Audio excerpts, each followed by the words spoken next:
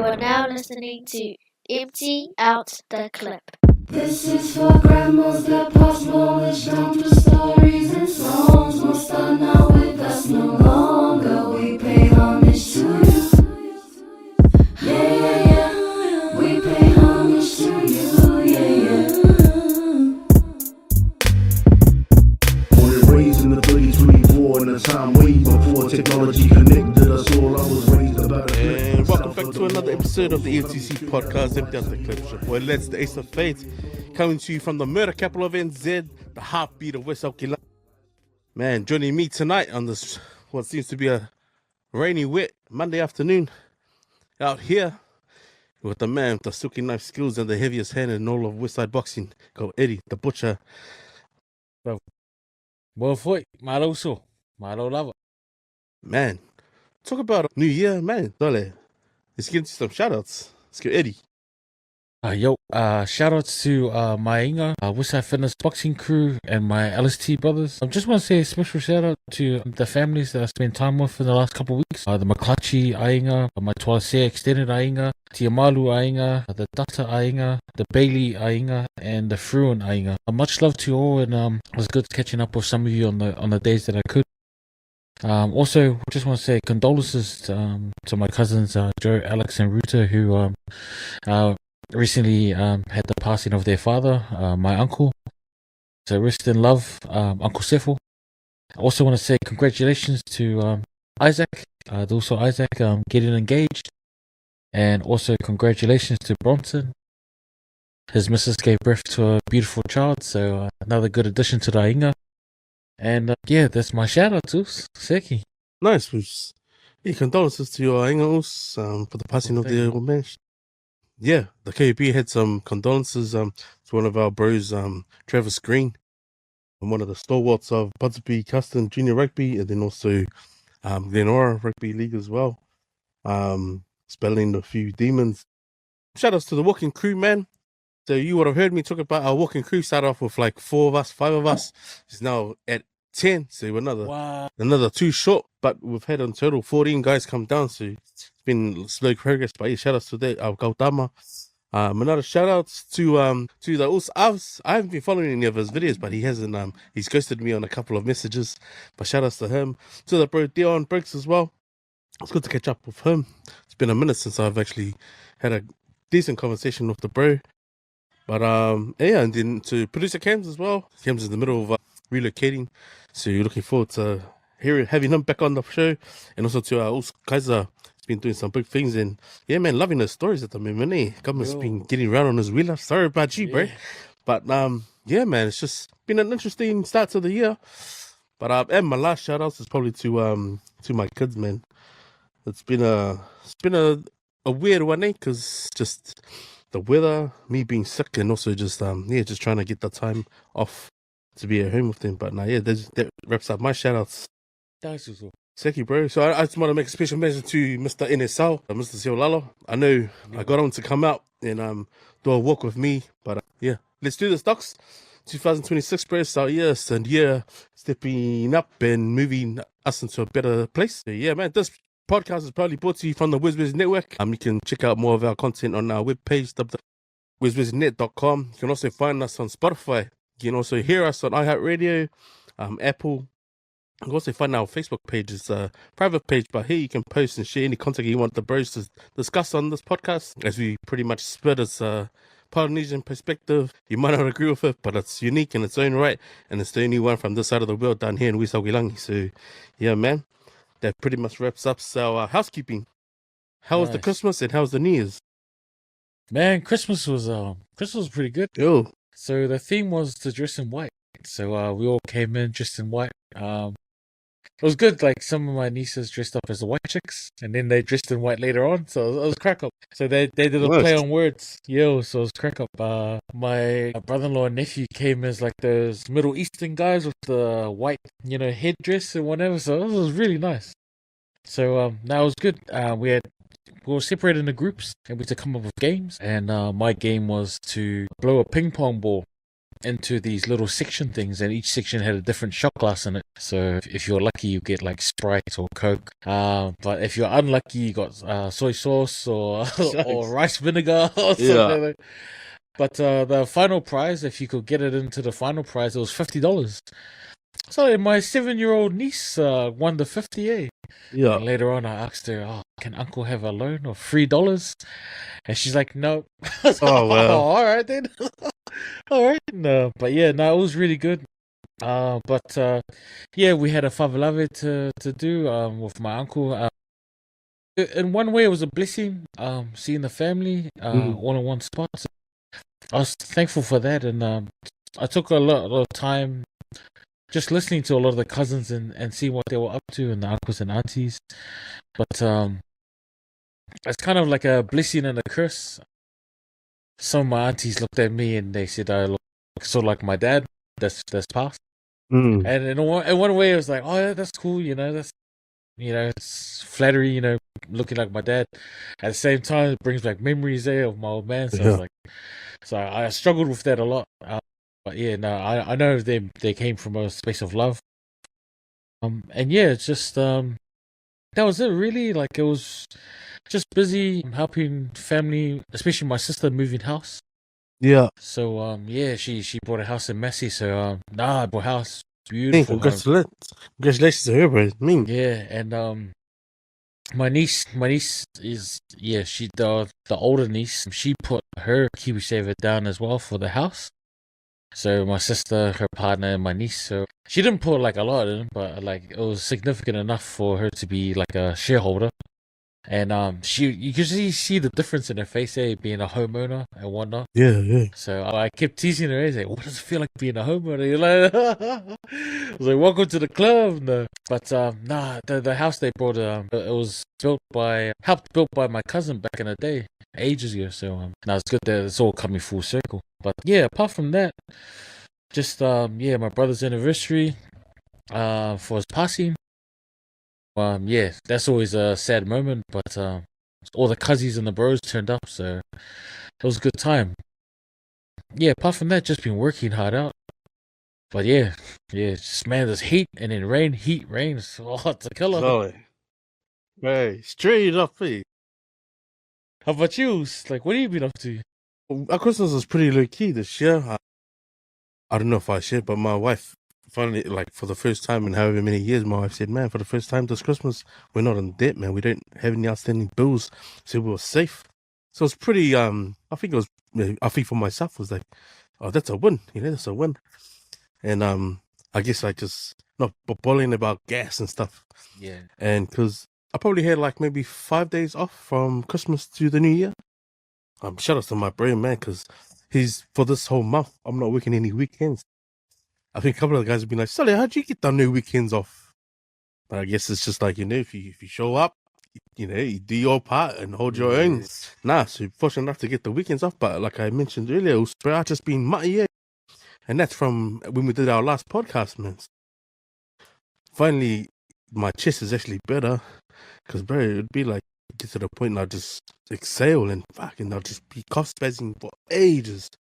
So yeah, I was wheezing quite a bit, sort of like the cold's gone from my chest into my nose now. But I'd rather that than me being chest like bad, because man, that's one of those things. And ever since COVID, bro, I've noticed that if I ever get a bad cough, that I'll probably need to get a round of antibiotics, because my chest is probably going to be infected within the next week or so, But nah, Christmas was sicky, man, low key. First time I've ever just had Christmas by myself with my wife and kids and that. The in-laws thing wasn't over the top extravagant, like we've done other years. Yeah.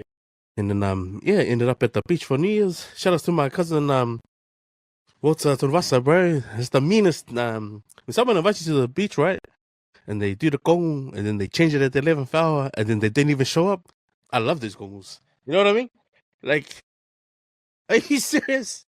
Because he messaged me. His sister was waiting at the beach for us, right? And that was 10 o'clock, New Year's Day. And I was like, oh, sorry, we gotta get up. Bro, my kids literally went to sleep at 6 that morning. And I'm like, hey, get up, man. We gotta be at the beach. Finally get out to Narrow Neck. And lucky there's that app, man. So anyone who's going to Elliot the Makafanga right now, download the app. What's the app called? It's a Safe Waters app, right? This app will tell you where the water is safe to swim in. You know what I mean? Wow. So it's pretty good too because it will tell you about the high tides as well.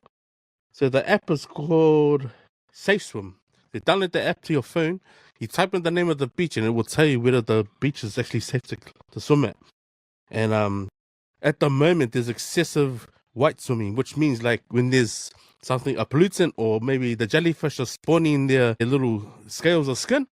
And like if you get it on your kingo and you get a rash or something, that's telling you the water's not safe. So these notifications are on the swimsuit app, dude. Yeah, I downloaded the app and we were at Narrow Neck. And because obviously there was rain like a couple of days before and it came up red, like it's not a safe zone to swim. And then it'll tell you where the nearest beaches that have lifeguards as well.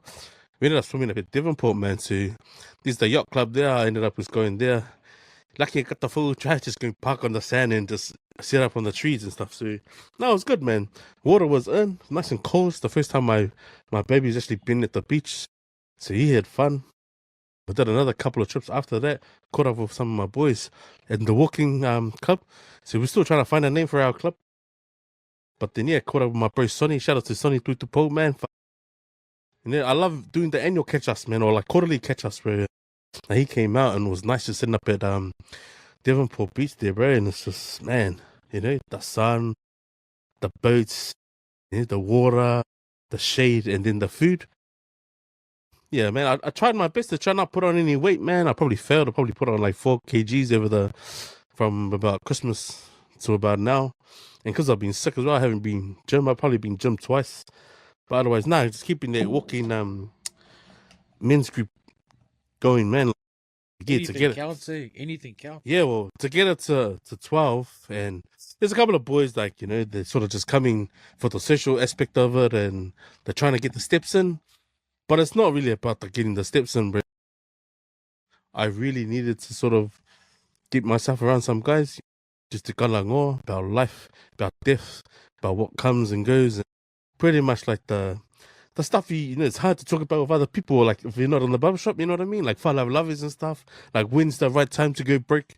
Is it even going with break if these people don't show up for you? It's all that stuff, man. All the real stuff. 100%. Yeah. So nah, it's been good, man. It's been good because yeah, a couple of guys are just coming down there to share for the gram and just, you know, show other people what's been happening. But nah, I just usually share it on Snapchat just for a few boys who I sort of gone and visited and checked in on them, and then had a, you know, just an honest chat about, man, what it's, you know, what it's like just to be working and just coming home.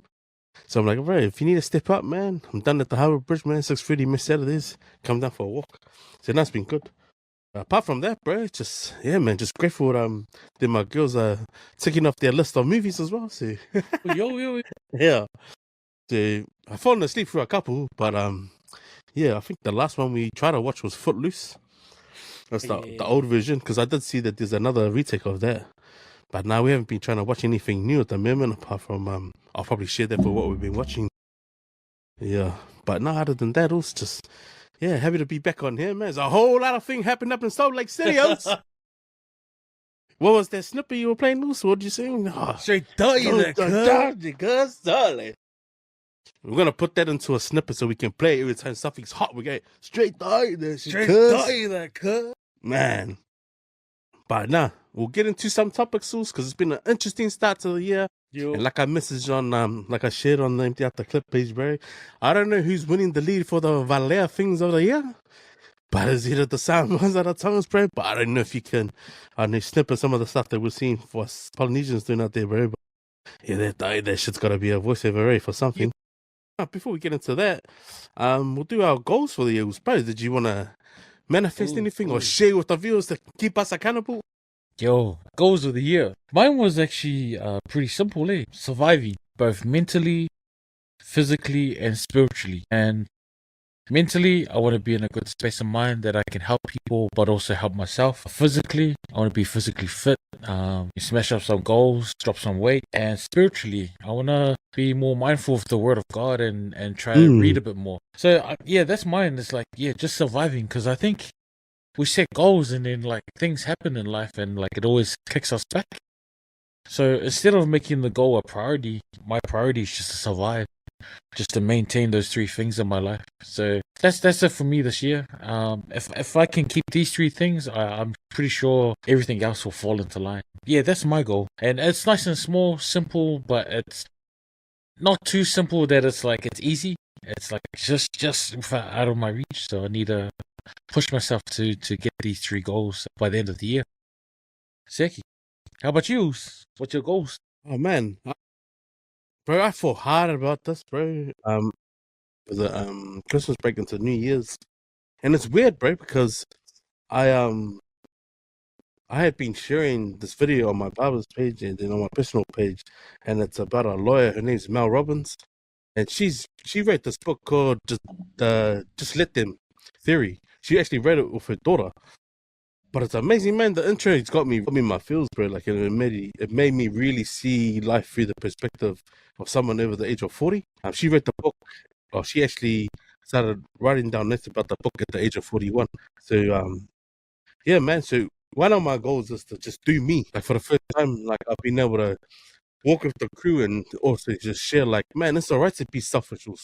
It's alright to be like, I don't care what the kids got to eat because they're old enough to figure it out for themselves, right? Stuff like that. Like stuff like if you're wanting something and be like, oh nah, I don't want my family to go without. Nah, it's alright. I mean, if you're the breadwinner in your angles and you think you deserve to go buy you something neat, go and buy it, man. You're not promised tomorrow, right? So if you die with that thought on your head, like, oh, man, I should have bought it. Well, then when people say you regret if you didn't, like, or if you regret if you didn't go and do it, that's an example of like if you just think about it too much and don't do it, you let Yo, creep in. So like just learning how to do me and just like if I want to, man, like, bro, I deserve it, man. I do the long hours, go and get it, like, you know, it's all right. So I should take that note out of my wife, bro, because my wife's book's playbook is say like, just go get it. I guess, you know, it's material. You know, as long as I've got my help and my family, she's happy, you know. So that's one. And yeah, and just learning to, I don't know, I think I've spoken about it before. It's about connecting with boys. Like you have your boys, right? And then how you say like you're shit at so you have your day ones, right? It's all right to grow apart, you know what I mean?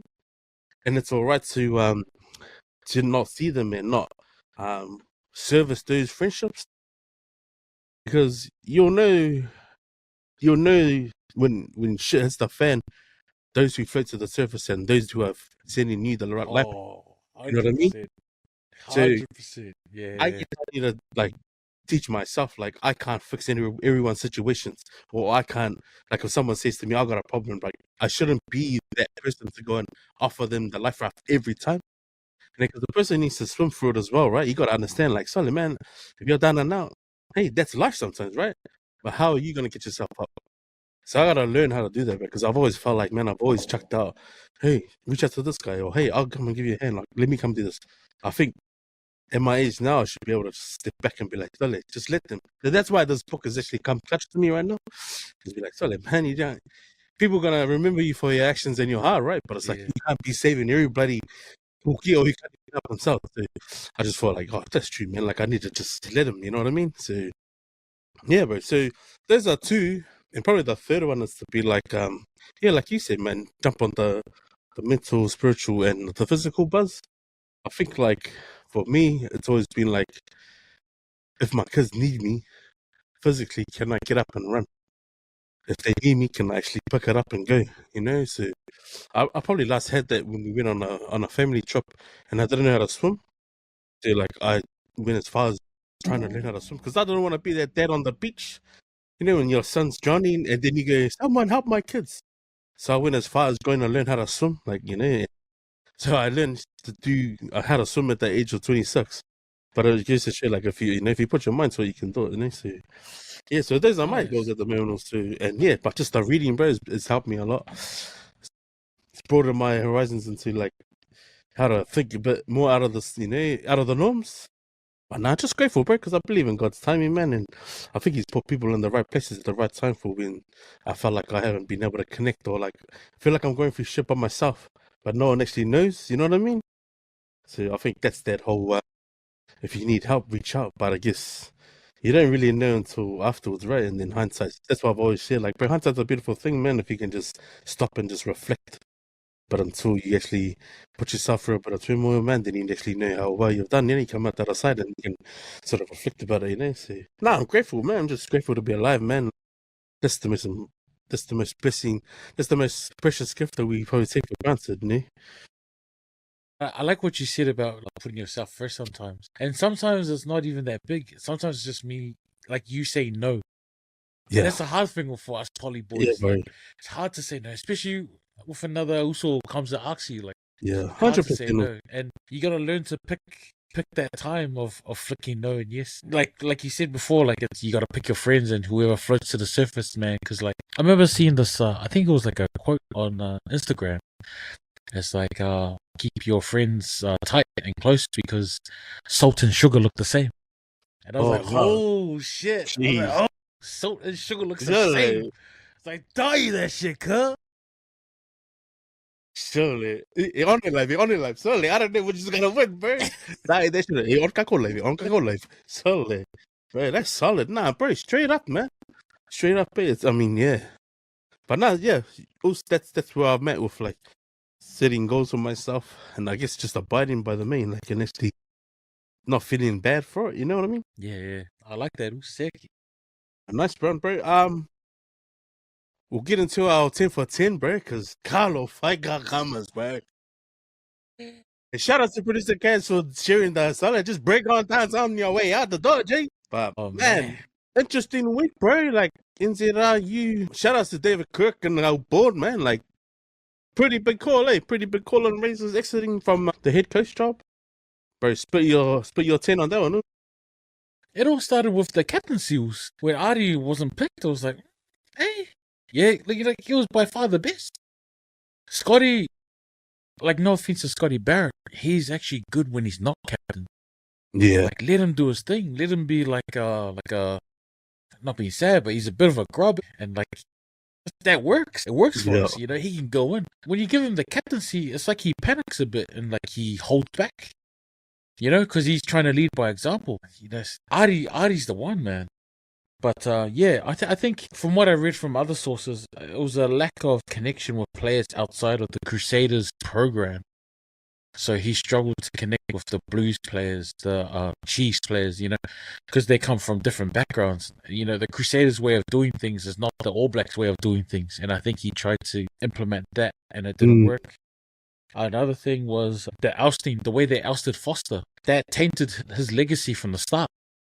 You know, you shouldn't start your coaching career at the All Blacks with, you know, something as controversial as getting Foster. You know, it just made it sticky. It's like me. I want to be coach, you know, instead of waiting, biding your time, and then get chosen. So those two factors alone for me was the writing on the wall.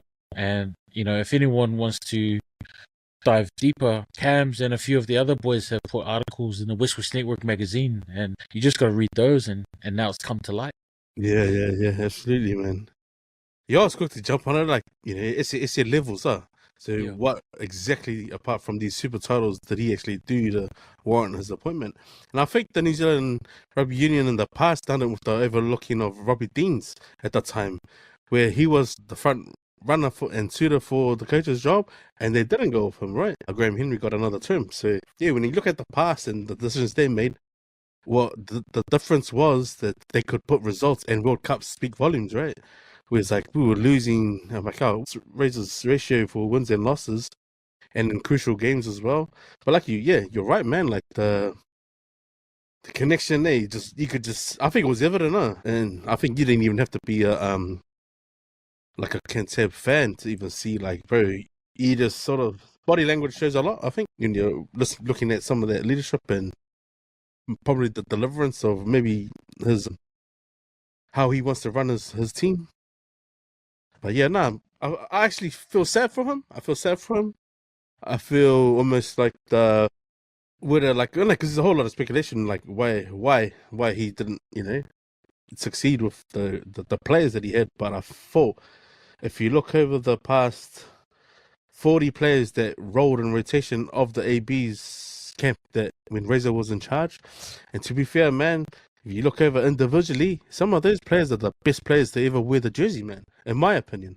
Like of recent, But yeah, just the high turnover of positions I thought. Like we rolled through how many number 8s, Lucy's, and the only things that didn't change were pretty much the second row. So that speaks a lot, this is a lot to like how the head coach is molding his team. But then also I also feel like they should have given him at least one World Cup. You reckon? Just because who's gonna come in now? I don't 2 years know. to It go. was like I think that's put a lot of pressure. I think that's put a lot of pressure on the next guy coming in. Yeah. Some of the suitors that they've had, that they've brought up the names and that, and the deals about if you bring Dave Rennie back or Jimmy Joseph into the picture, other coaches will have, be able to walk out of their international coaches' careers or wherever they are around the world. Like seeing all that stuff was like, man, in 2 years, I don't think it can be done, to be honest. That's just my opinion, but I don't think they can sort of nail a World Cup, possibly make the finals or semis. But I just feel like, I think Razor got hard done by. But again, man, the buy-in from the players is the most important thing, man. Like the chemistry, if it's not there, it's people don't want to buy into it. Well, it's hard to get up when you feel deflated because you're not sort of like taking the ranks as a player. So I think there would have been a whole lot of it, Like it's not just but it's just amazing, like that the NZRU sort of had that player input into why or whether the coach should stay in the job. I think the media blew that up quite big. Yeah. It's just interesting, because I just feel like if you go off results and that, you'd think the Rays would be okay for another World Cup, but meant to get an early release That's what I and thought, yeah. have a settlement and have paid out like sharks. I guess his heart wasn't in it anyways, If you think about it, like he was willing to, like I would have thought he would have fought for it, Or even have like a team around him that would have fought for him as well. Yeah. I think Dalton, saying no to the end of year, like would have been a big indicator as well. Like, okay, the players don't respect the coach. I guess it's some sort of fashion. Even McDonald leaving before the tour to South Africa. Yeah, true that. So yeah, as harsh as the course is, it's like Galafai, he's still a father, I guess. I'm looking at it from that point of view. Like, he's still gonna put bread on the table and stuff like that. But oh well, it's not the end of the world, A lot of great can come from it. Yeah, let's hope we can like build on this and hopefully we can salvage what we can before World Cup. 100%. Seki, bro. Man, what about these Salt Lake City shootings? It's real hard and fast, man. Like, man, I know I was blowing up the EOTC page over it, only because I wanted to people engaged. Like, bro, this is like Christmas into the new year. Yeah. Like, let the family grieve, man. Like, man, what did you manage to find on socials about it all? Yeah, from what I saw, some of the chats was like it was like an argument at the funeral that escalated and got violent. And we've been to Favelaves, we've been to funerals where things have happened and things have been said, but at the end of the day, we're all blood. Like if you're turning up to the funeral, you are blood. Pulling out a gun and spilling family blood, man, that's a big taboo. So condolences to the families that have lost loved ones. These weren't just men; they were fathers, brothers, sons. So condolences to the family, but also I think as a community they need to take responsibility. Hey, at the next funeral, everyone hand in their pieces or something like that, or no weapons. Hey, it's a funeral. Like let's show some respect. So it went from 1 funeral to 3. Yeah, very sad. How about you? Yeah, man, I feel like I don't know, just reading a lot of some of the club, the Faikava club's takes on it. I guess these are 2 guys who turned their lives around, done stints. I know Sione Vatove was on the straight, and he tried to become an influencer, like just sharing his sharing light on what it's like post sentences, like a life outside of the cells and stuff. And a lot of it was good, bro. Like it's just gang affiliated or exit the gang life. Man, everyone's human, right? I guess these guys, these gangbangers who took the lives of these 2 gentlemen, like I guess they gotta reflect, like when do you want to end that cycle of what they've done? Because it's gonna be tit for tat for however many years to come now. Like being Pacifica, right? And I'm speaking from West Auckland, Tokelau, Samoan, boy, born and bred out west. Man, you only get to say bye to your family once, man. So for these guys to go ahead and play God and end the lives of these two doggos, man, think about when you want to end the cycle. Because at the end of the day, man, this is gonna keep going round and round until someone can actually sit down and break bread. The saddest part about it is if you know if they're Tongans doing it to other Tongans. Like, man, like, think about that's where you gotta go learn your history, man. And like, the Tongans are cut from the cloth of like people of giants and like, from back in the day, man. Like, so why do you want to be doing that shit on foreign land where it's not your home? That ain't even like you might call it home, but it's not. That's not where your blood is from, So spilling blood over there outside of Lotto was like it's crazy, man. And these two guys didn't deserve what came to them, man. Doesn't matter, like how much they had done wrong in this life, let the Lord be the judge of all that stuff. But I didn't feel like it was, I think I shared one video and it was a guy just being like in disbelief, like, bro, look, we're at a funeral and someone's got a live gun out here shooting at people attending a funeral, man. And it's crazy, like, because the boys, that crew ended up inside the chapel, funerals are one of those things, man. Everyone is invited, but not like everyone is welcome, but no one should ever be invited to a funeral, man. Like, a funeral is a time of mourning, and it's it's celebrating life and death. But bro, for these two guys, even just reading, like one guy was there was just getting the baby powder from the car. Like, come on, man. If people gotta have a visual, like, man, one day when karma taps you on the shoulder, bro, you're gonna be asking yourself, man, whether it was worth taking someone else's life, man, because. Bro, no amount of praying and that is ever gonna erase that from your mind. Because there's something that those guys gotta live with. No good, bro. But yeah, rest in peace to those two Tokowas, man. And condolences to the Toliki family and to the Vatuwe family, man, up in Salt Lake City, man. But man, all you gangbangers up there, man, have a reflect at your life. Have a good look over your life, man. Because man, we shouldn't be doing that to each other, man. Checky, bro. Just want to quickly touch on our new what was that? Press the button. Die there, cuz. They're like, obviously, there's outspoken. No, she's outspoken. She's obviously speaking to an audience, right? Shout outs to Akinesi Kaufusi. And I've listened to a couple of her podcasts, and shout outs to her for being a voice for those who are voiceless or who are too afraid to speak up on the issues. And I guess her most famous one was the Tawa is the modern day version of a prostitute. And like, take it how you want, man, because if it obviously triggered you, well, then you know that there's sort of some truth to what she said.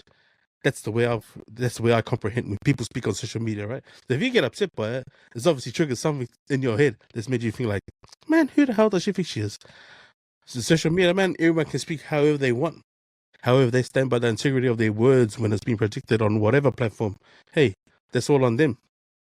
But this particular lady, because she obviously put her podcast to the end of 2025, and then these videos came up, and they came from the same place that these shootings happened, right?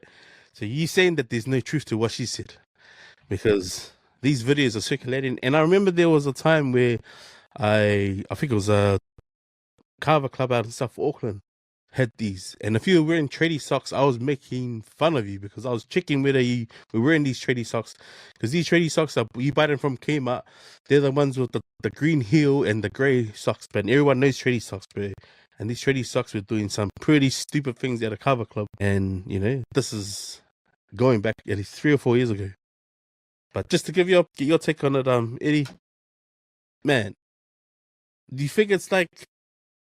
Well, give me your honest reaction about it. Like, what are your thoughts about it? I've only been to like Fijian cover sessions, and it's always been a male doing it. And before that, I wasn't really clued up with Faikava and everything Faikava, because growing up in West Auckland with the Samoan community, we didn't have cover things back in the day that I knew of. It was mostly Ava ceremonies for the Saufai of Matais. So, the newly appointed chiefs. And for us, the Ava was sacred. And then growing up, getting older, started learning about like these grog sessions that Fijians used to have, and then later learning about Faikava, and then the tradition of the taua and how she would serve and whatnot. And then, like, I don't know, man. It's like when our culture gets taken into like Western spaces and it gets twisted and changed. Like, it's all like, I'll joke about it and whatnot, but like at the same time, man, it's like we're in a space and time where our culture's being stretched into these boxes, you know, like the uso beer and on all these other things. And for me, it's like I don't know how I feel about it now. I need to reflect on it a bit more. But like I don't know, we're taking like names and putting them into these Western spaces, these Western boxes, and yeah, and sometimes ugly things come out of it, and this is one of those ugly things. And I don't know, it's not for me. Yeah. It's crack up, but like it's not for me, bro. Like straight up, and I feel sorry for that particular community at the moment because they're having a rough couple of months.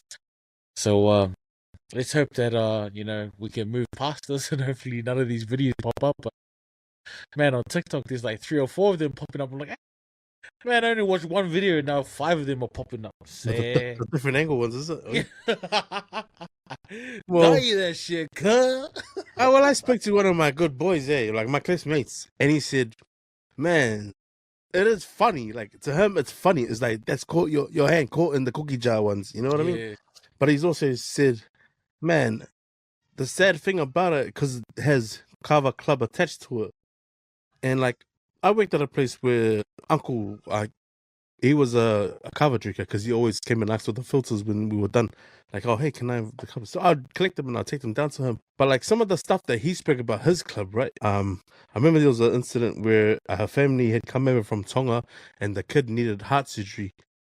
They weren't New Zealand citizens and they weren't entitled to the free medical care. So they had to come up with $90,000. And shout outs to Uncle Alwyn. So Uncle Alwyn and his Kava club from out in Manarewa.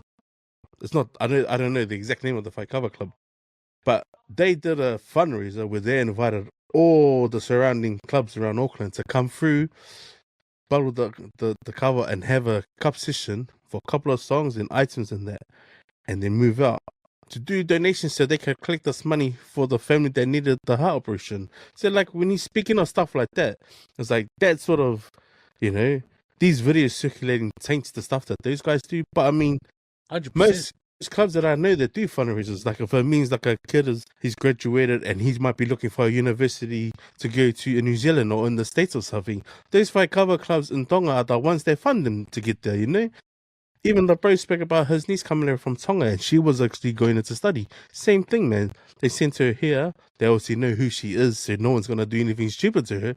But she left and she was here for a couple of weeks and she walked with a couple of G's and went on her way back home. So, yeah, it's sad that there's clubs out there doing stuff like that. But first things first, bro, if you're going to have a space like that and it's supposed to be a safe space, man, take the phones from the guys.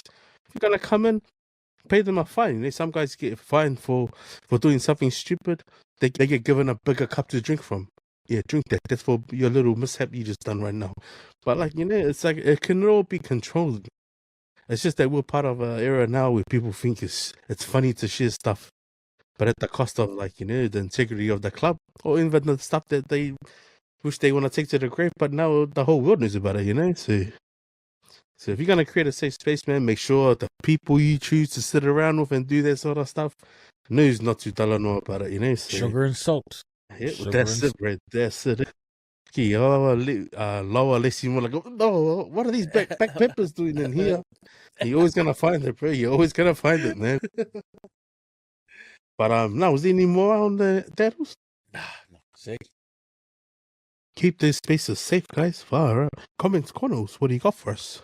On the last ep, got shout out to Olivera7. Still waiting on a song from Leti. So Leti, that should be one of your goals for this year to play a song for the audience, for the sorry about that. Also. JF685. He was just saying, hopefully we enjoyed our break. And at Westside Okelangi, he said Leti's idea on the merch with Kaiser's ultimate one-liners would be a good idea. Yeah, so that's a good start to the year. There's some goals there. Merch with Kaiser's one-liners and Leti playing the song. So shout out to Wisado Kulangi, JF6F5, and Oliveira for commenting on our last episode of last year. So yeah, leave in the comments anything you want us to do this year, or jump on our Facebook page if you want us to cover any topics that you want us to cover. And yeah, Seki, that's it from Comments Corner. Tom host. Local sport and news. Probably the most local news. Tim Shepard passed away. Who used to be a former Westie, became what was it? Mayor, eh? A mayor down south, man. So yeah, that was pretty. In Chicago, one of the two. But man, pretty sad news, eh? Like I remember him being on Dancing with the Stars. Yeah. If there's like a modeling agency looking for someone how to keep a straight face and be in pain, go look up his Dancing with the Stars, bro. Because that guy was smiling ear to ear, bro. But yeah, rest in peace to that guy, man.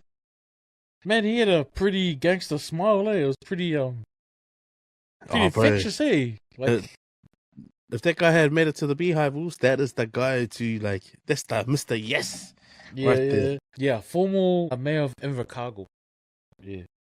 Yeah, man. I did have some sports results, bro, but I don't know where I've put it, bro. See, this was happening right now. It's got that fuck brain. I didn't know where I put the sport results. And also, Parakai had its name changed, bro. So Parakai Pools is now named Kai Patiki Hot Springs.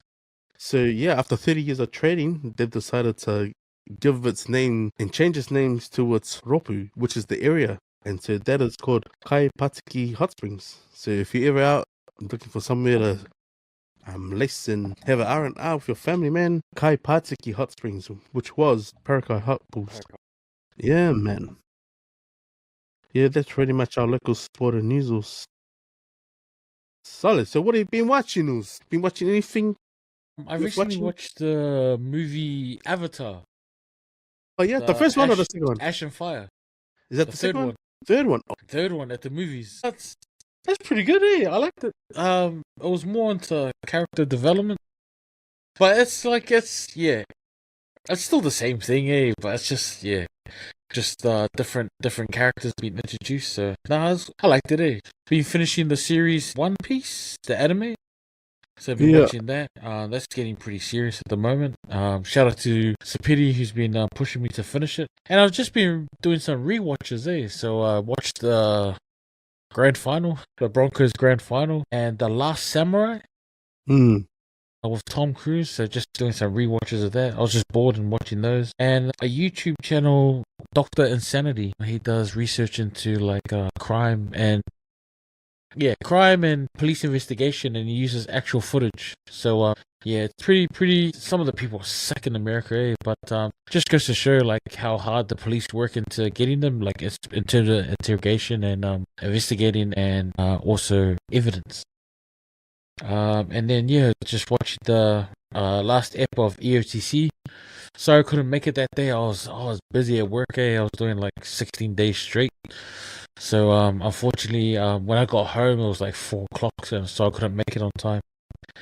But yeah, that's what I've been watching. What about you? Solid, man. Bro, so I was trying to find something, bro. I think on my phone, when how you have like more than 3 users using the Netflix, then it appears, or like someone's trying to get on. So I started looking through TVNZ Plus, bro, and I come across West Side. This is the prequel to Outrageous Fortune. Yeah. So like I watched all 6 seasons, bro, and I watched it to the point like when I go home, I'll go outside and I'll watch another couple of episodes, fall asleep, wake up, carry on watching it. So I ended up watching 6 seasons. And then I tell you, bro, for a New Zealand prequel film to something that was massive back in its time, which was Outrageous Fortune. Bro, it's a good ride, man. A good watch, man. Like really good, eh? I love the fact that it was filmed just up here in Seattle too, and like a lot of the places you can make out, like just local streets around West Auckland. But as far as Massey, but man, it's pretty good, bro. And like because you buy into the characters so much, you forget it's supposed to be like a trashy West Side Palangi family. You know what I mean?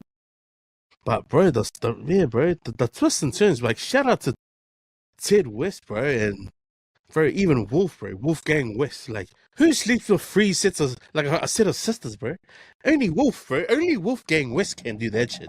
So, but please, anyone in the comments or in our viewers or listeners, bro, please go and go and watch West Side. Like, you probably have to watch it when the kids are kind of bed, but bro, the writing is bloody brilliant, man. Especially because it's pre-core to when the life of the West families actually start living in Seattle.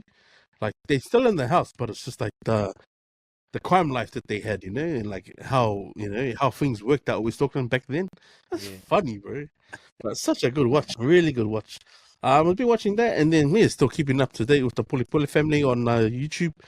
I just watched their most recent one. They went out to Mission Bay, so shout out to their family, putting in the work too with their posts. And then I've been trying to watch. I think Jake Chop's been on a break for a hiatus for a bit. I know he's still looking for a couple of engines to put into a Kingswood. He's got a shell, so but Clay Wong, bro, on YouTube. This is the Asian Australian guy. He's finally taken his because he had a little project car going, which is like the cheapest club sport SUV you could build. But because he got sponsored, like I think he bought this Senator Club Sport for like maybe less than 10 grand, and had done low Ks because it was an old guy. He was looking at getting them a truck or something like that, or he had upgraded, got a work car, and Clay Wong went and bought it. But man, because he's such an influencer in the car industry in Australia and Sydney, bro, he's the guys go, oh bro, bring your car to the shop and we'll do the interior. So he had a lot of that help. The only thing he did do was just upgrade the motor train. So he put a supercharger on it. So there's a V8, it's like a 6-liter with a supercharger on it. And bro, goes, like, looks the part. He's got 22s on it, I think 24s on the rear. So he's done a bit of work. But took it to its first Nationals meet. I think it was like no, it wasn't a Nationals meet, but it was like a car show where like everyone from across Australia were coming. And to man, shows what he has as an influencer, like the pool he has. Where everybody's stopping to say hello to me. And it's funny because he's singer.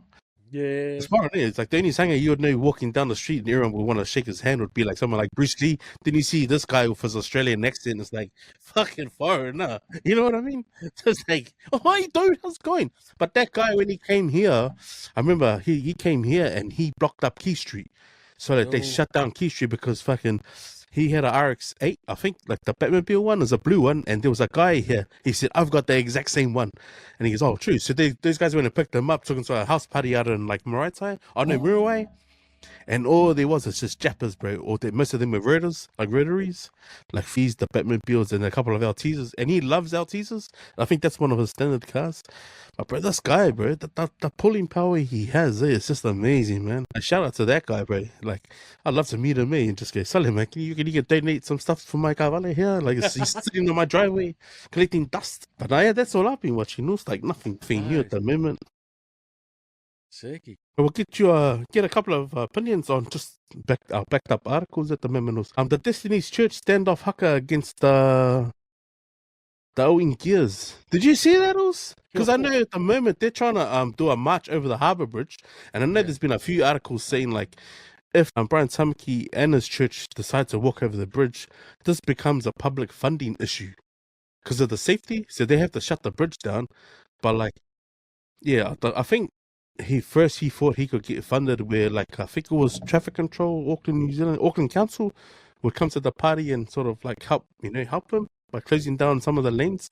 But I think it got rejected. It got rejected too. Now the news media has now said if that guy goes ahead of us much, the taxpayer is gonna pay for it, So it's gonna be like surely. But get your opinion, Harold. Like, should that guy just leave it? Like, or is it worth pursuing? Because man, if he's one way to get publicity for your church, bro. Yeah, he's struggling financially. I think he's lost the venue where he usually hosts his church. So they didn't own the building. Yeah, so they were just leasing it. So I think he's struggling money wise. He put a lot of cash into that campaign. We wanted to get into politics. But yeah, I think he's just grabbing at straws, trying to get attention because I get what he's saying, like keep New Zealand Kiwi, but you got to keep that same energy for everything. He didn't stop any of the Samoan parades. He didn't stop any of the Tongan parades when we're waving Tongan and Samoan flags. He didn't even march against that big hikoi where they were contesting Seymour's bill.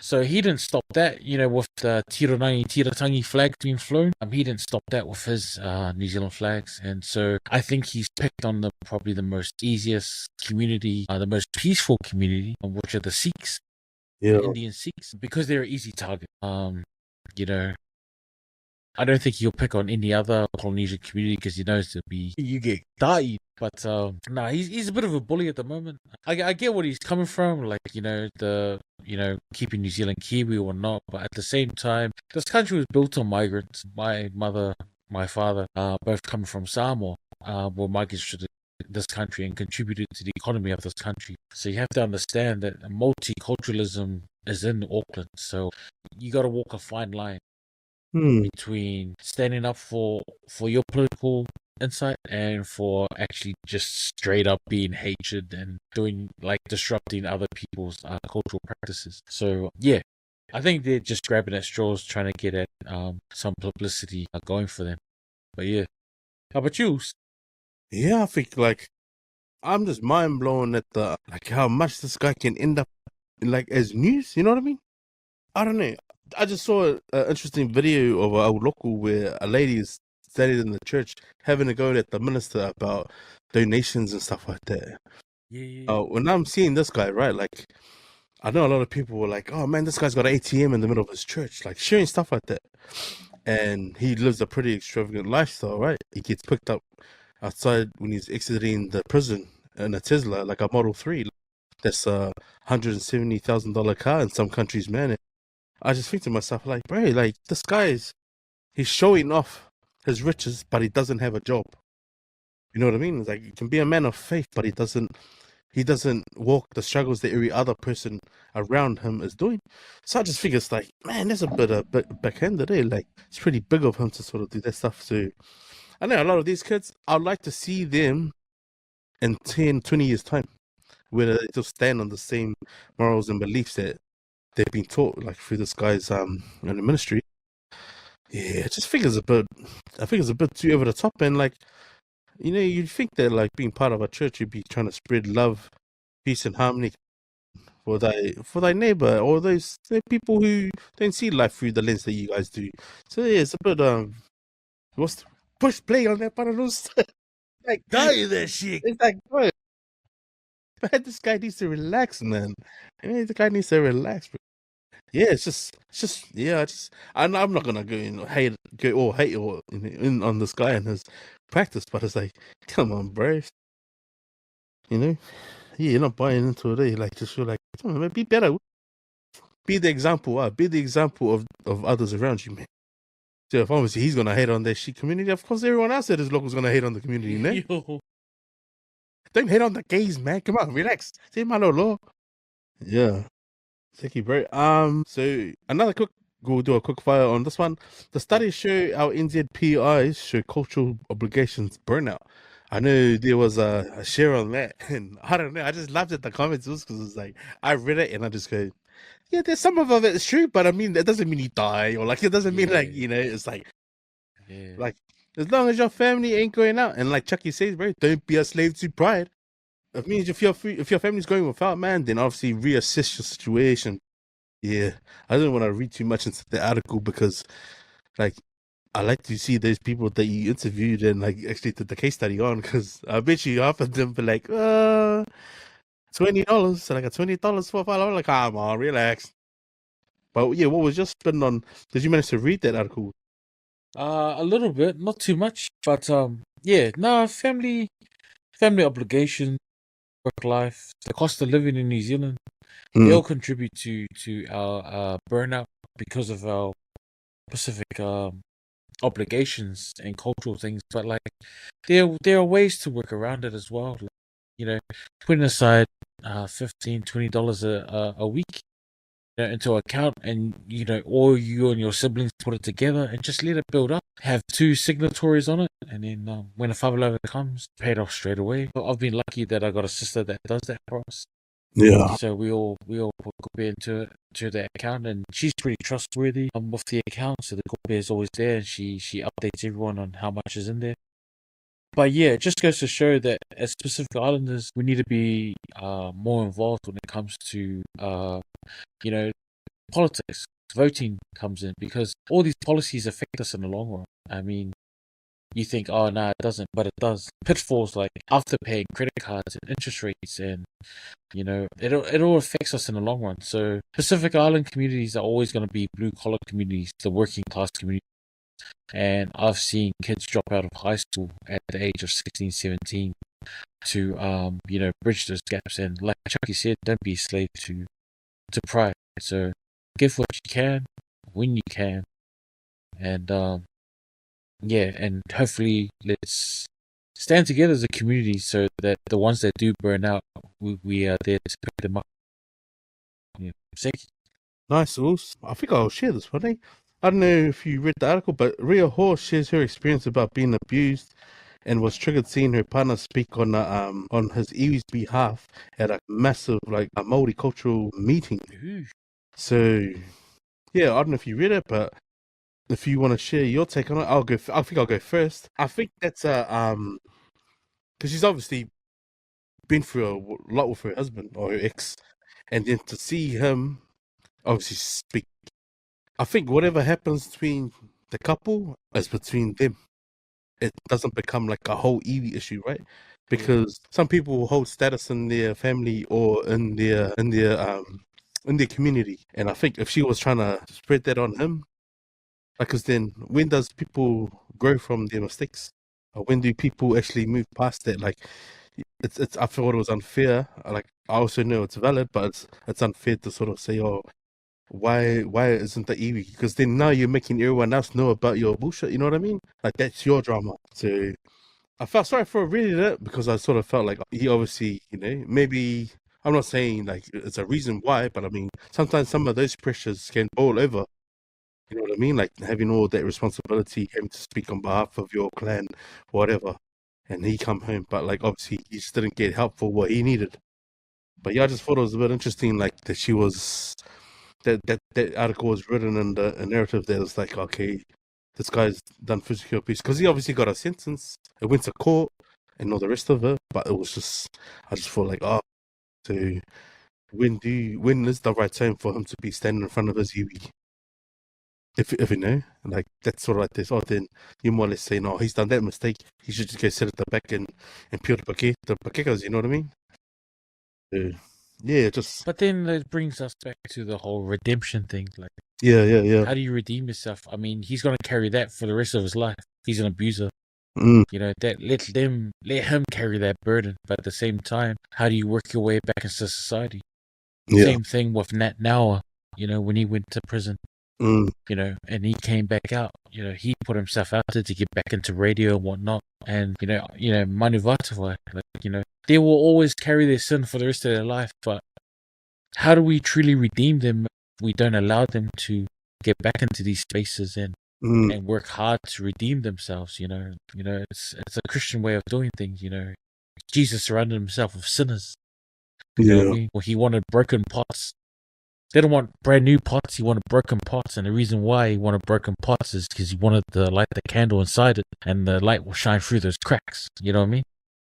So yeah, it's a hard one. I feel sorry for going through that abuse, but at the same time, we have to learn to forgive and move on. Yeah, no, absolutely, very nice take on that, Roos. Oh, bro, it's probably be our last one, the last one. But I don't know if you saw Asiata Neil Lavelle smoking a blunt live on radio, bro. I know the dude's an advocate for the Fast Party, which is now in power in Samoa at the moment. But man, did that do you any good for him, Roos? Like your opinion on that is? Die that, cuz. No. Die that shit.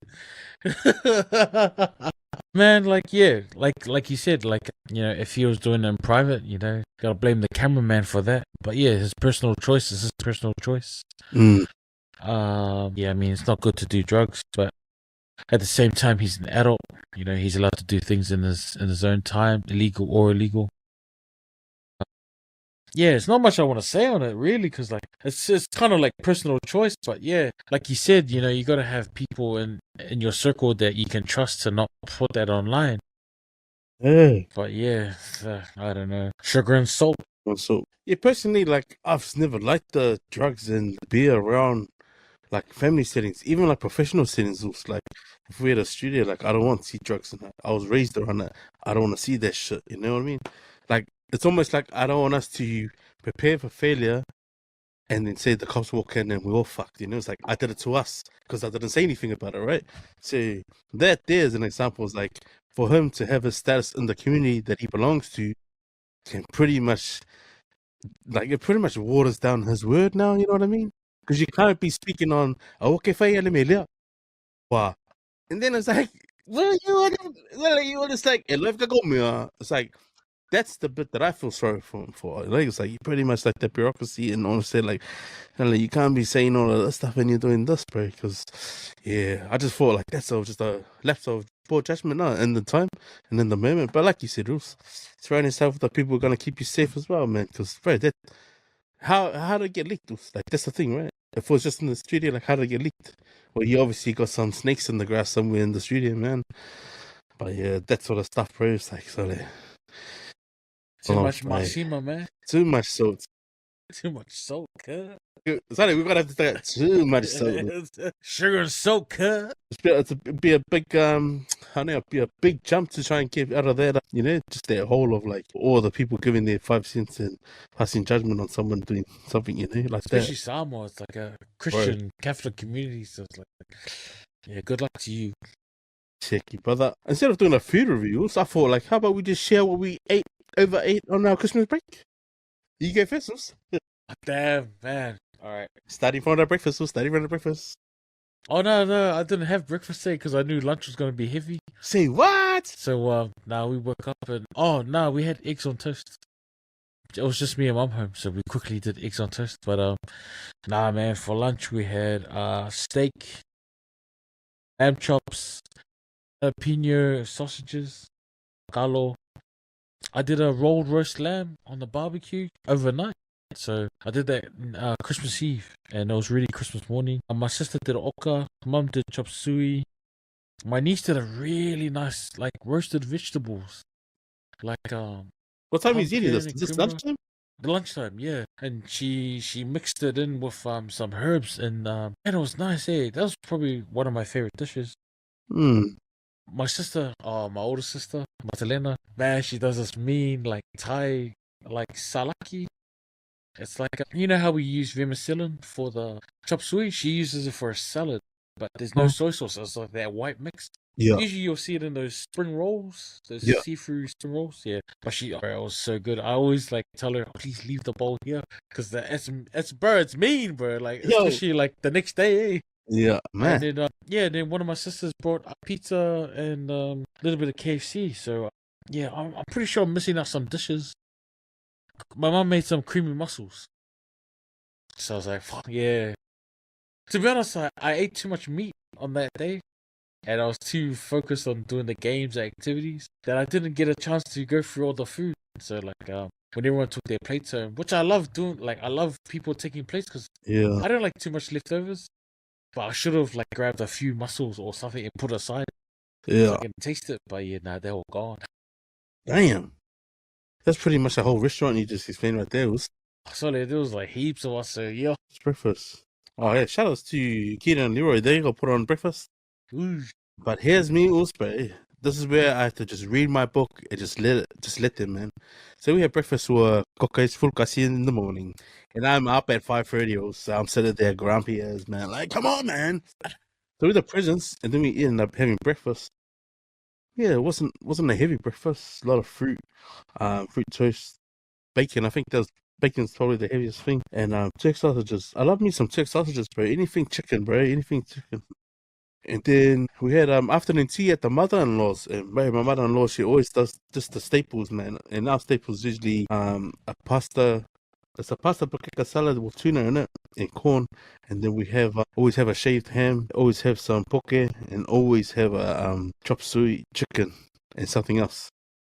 So like, I swear, because our breakfast was so close to lunch. Yeah. I swear, my plate was that big. Honest to God. Damn. Honest to God, because I don't want to get too full. Bro, I was by my own. Like, and you know, on my last episode of ETC, I was like, my goal is to not put on any weights. Mind you, and I'm Yeah. sick, bro.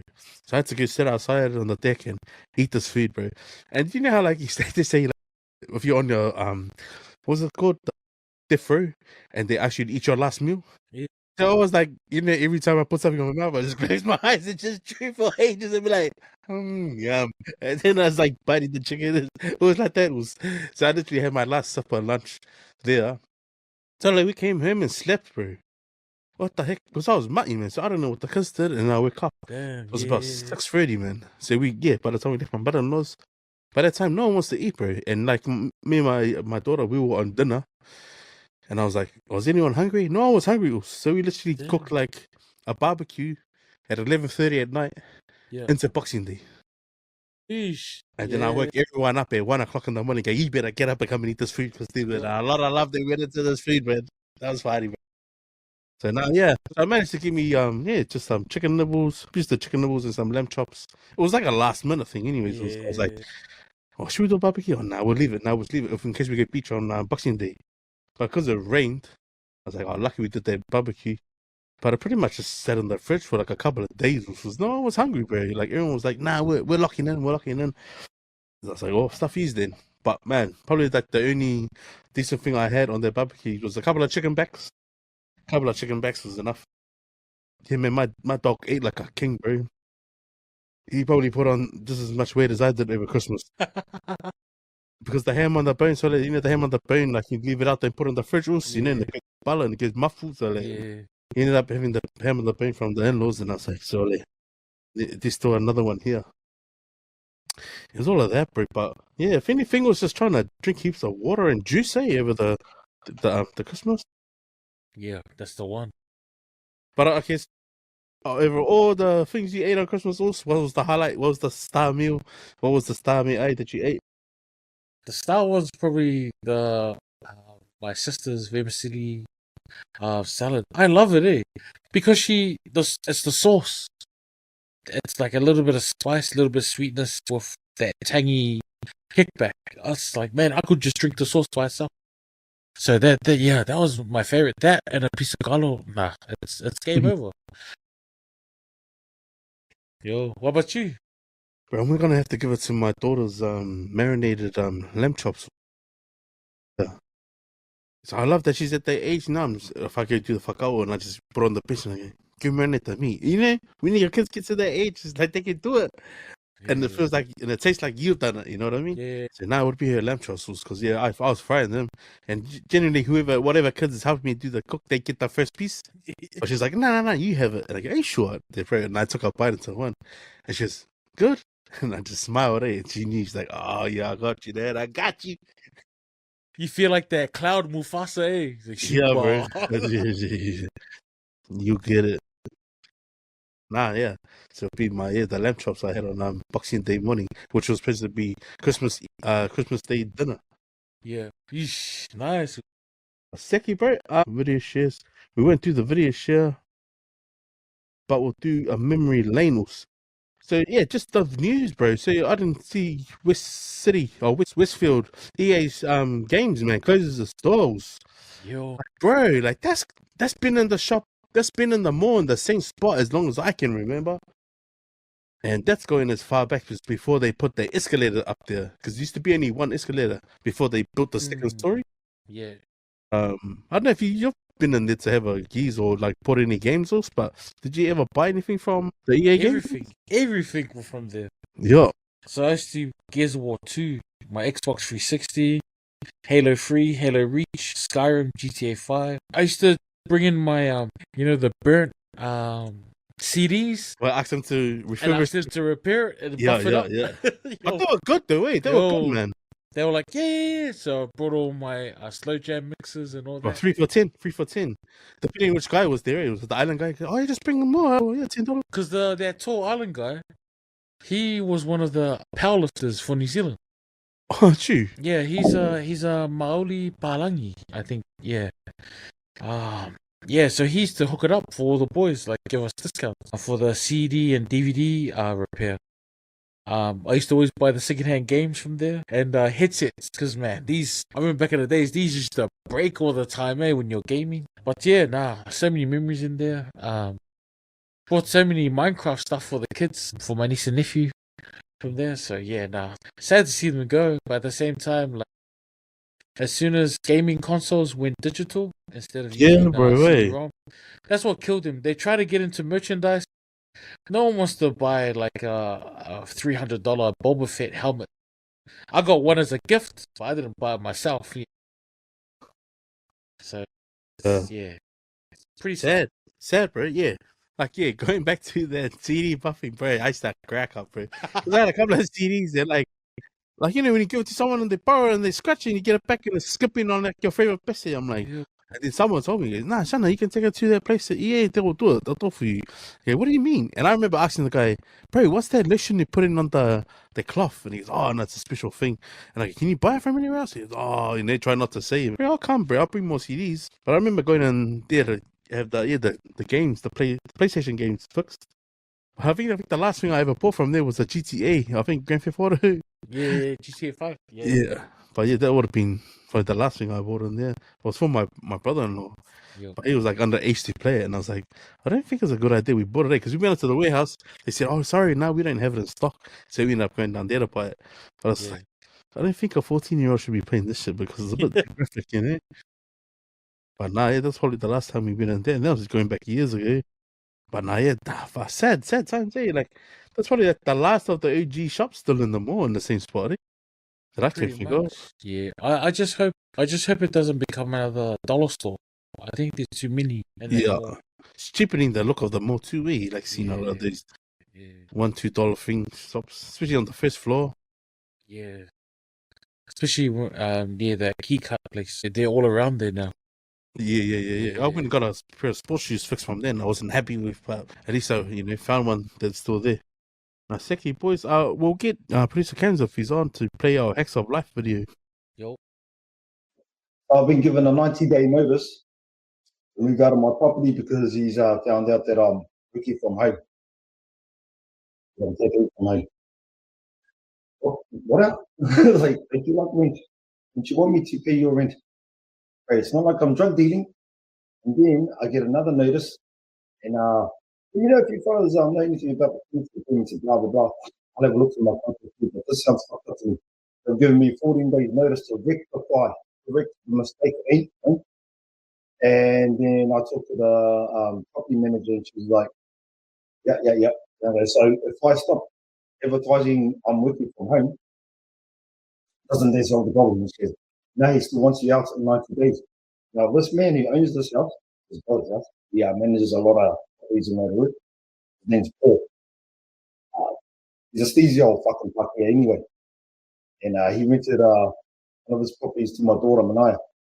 And then during the day, he went around there with flowers and shit, trying to speak to her up in front of her man.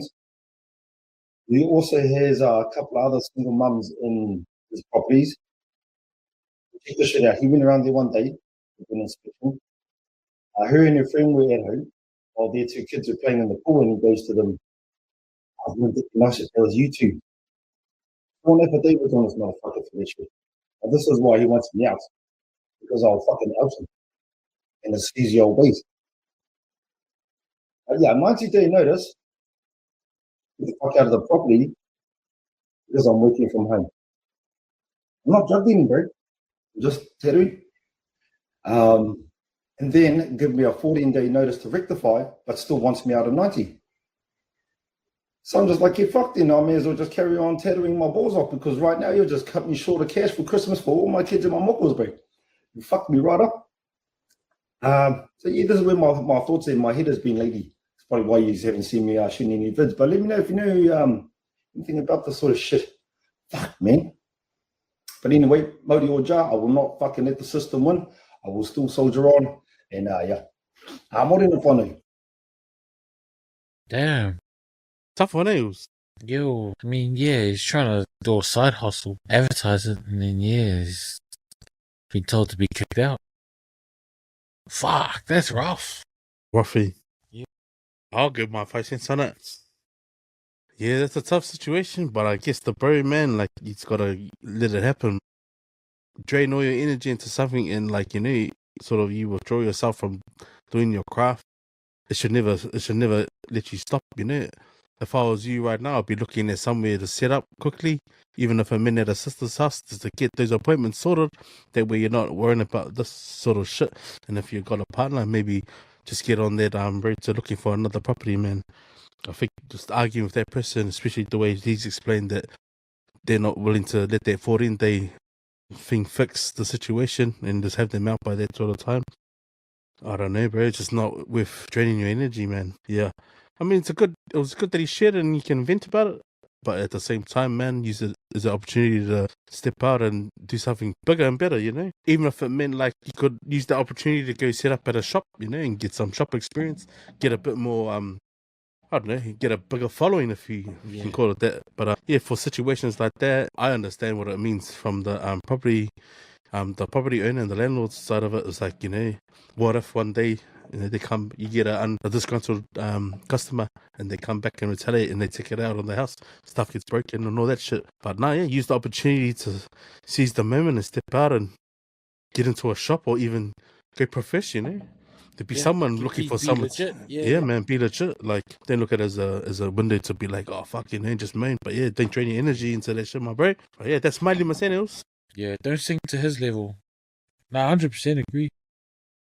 You know, and also be careful when you're posting online. Like, you know, the IRD could be on it as well. You know, earning and without paying tax on your income. So just be careful of things like that. Do your research. But like Leti say, like find a temporary setup and try and work your way to be legit. Make that as one of your goals for 2026. You know, we're all about positivity and karma. So you know, what he does to you, it'll probably come back to him. So just don't stoop to his level. Take the moral high ground and just think of your kids and your mokopunas. Nice. Seki, man, before we wrap up, we got our Fia Poko of the week. Yeesh. There's quite a few there. You can play the features. And I guess it's those different cultures, different That is classic, bro. That is classic, bro. You gotta play it one more time just for everyone to read, you know? It's like, what Samoans bring to Christmas lunch? Sup sweet. You know? Tongans, a whole pig. Yeah, why not? But, bro, tell me if I'm wrong, bro. Is that true? Niueans bring just a tinfoil and some empty bags? Nah, we need some new ways to comment about this because, damn. So this next one here, I titled "Who's Getting Slapped," and it's one from Instagram, bro. But man, since I've been following these videos, bro, I just figure it's the funniest thing because, you know, these are recorded at like professional level, like cricket, man. But sorry, some of them, it's like, yeah, who gets slapped? You gotta watch that. The guys run into each other. They throw it to the keeper's side. The keeper mishandles it, and then some Fia Poko tries to run to the keeper's end, throw the ball at the stump, and fully misses. I cannot make that shit up. But the two guys, they run into each other, like, look up, fully knock each other out, fully do run a straight challenge on the cricket pitch, but it's the kongi to the keeper's end, and then the keeper just stands there, like, hey, guy. And then the Fia Poko tries to run it upside the keeper's end there. I have no words. I have no. Must be the clash at the bottom of the table. This one's another one from Instagram, but it's a post shared from TikTok, bro. You know how you stack all the wheelie trolleys or the baskets? And, you know, some of them are just handheld ones, right? But this lady fully grabbed the actual holder that holds all the baskets and is dragging it like it's got wheels on it. And then you wheels look at that stand, man. But she's like looking at him like, nah, yeah, this, it's that is the holder, lady. Nah. Oh, actually, cannot make this shit up, man. Work smart. Work smarter, not harder. I don't know if I wanted to share this one, but just a quick opinion. Did you see the Jaden Lang debacle with the giving away the $10,000 worth of toy wheel stuff? Like, did you see that video? Yeah, I saw that here. Yeah, I don't know if you saw. Yeah, I don't know if you saw the guy's last name. And this is something that my cousin brought up because she knows all the family. So obviously, if you haven't caught up, Jaden Lang gave a giveaway at Manukau Toy World, and this guy was caught out of place. Wrong place, wrong time. walks out and he says, F Jaden Lang. Now, a couple of relatives have decided to show up with a bunch of money and some presents for the guy's kids. And he's just been, oh, thanks, man. He's obviously humbled, right? Now, I'm no expert and I'm no detective and I'm no LAPD or New Zealand Police Department, man. But I just wanted to know, did anyone notice the guy's name there? Because someone highlighted it and I was thinking to myself, yeah, the guy's name is, I don't even know how to pronounce his name. It's Xris. And obviously, I'm not going to say this last name because I just thought, did anyone make a connection there? A realtor, real estate agent showing up to a guy who's got the same last name as him. I mean, it might be far-fetched, but in my mind, I was thinking to myself, is that a very smart way of gaining your at the end of the year tax finance bracket back? You know, so you know what, Shiki? Chucking it over to you, but pick our Fia Pokos of the year. I mean, for 2026, our first one for the year was. I think the first one of the year will be the cricket, man. God, man, they straight died each other.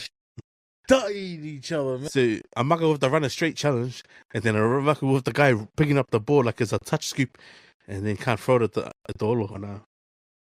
Yeah, I'm agree, bro. Because you know I've watched that video like 11 times, and it's still funny. But you know what it did it for me was when the guy chucked it at the bowler's end, and he stood there like this. He stood there like, and it's like, well, it's not any better you standing there with your hands on your head, right? Do something, man. Yo. And then that guy, no, I got it. Scoops it like a touch scoop. Man, is it who was it? The West Auckland Riders? Yeah. Cricket team, you're our Fia Poko of the week, mate. Nah, sicky, bro. But it's been a pleasure, man. That's another episode for the books, man. Just some final words.